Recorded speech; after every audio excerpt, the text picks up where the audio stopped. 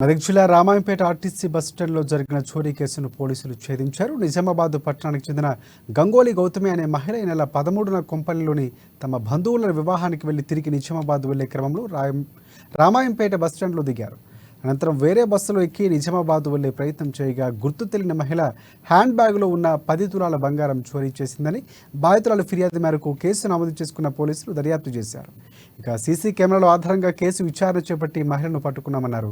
ఈ చోరీ కేసులో చాకచక్యంగా వ్యవహరించిన Ramayampet CI Venkatesh, SI Ranjith, head constable వీరన్నతో పాటు పోలీస్ సిబ్బందిని డీఎస్పీ అభినందించారు.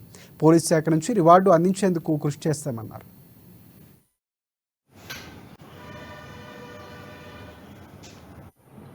గంగోలి గౌతమి వైఫ్ ఆఫ్ కళ్యాణ్ ఆమె కొంపల్లిలో బస్ ఎక్కి మన రామాయణపేటలో దిగి తర్వాత కామారెడ్డి నిజామాబాద్ వెళ్ళడానికి వేరే బస్సు ఇక్కడ ఎక్కే ప్రయత్నంలో ఆమె బ్యాగులో ఉన్న గోల్డ్ ఆర్నమెంట్స్ని దొంగలించడం జరిగింది. దాంట్లో మా సిఐ గారు, ఎస్ఐ గారు కేసు రిజిస్టర్ చేసుకొని ఇన్వెస్టిగేషన్ చేసి నిన్న సాయంత్రం ఠాకూర్ శారద 50 years, ఈమె బొల్లారం హైదరాబాద్ సంబంధించిన లేడీ 50 years ఉంటాయి.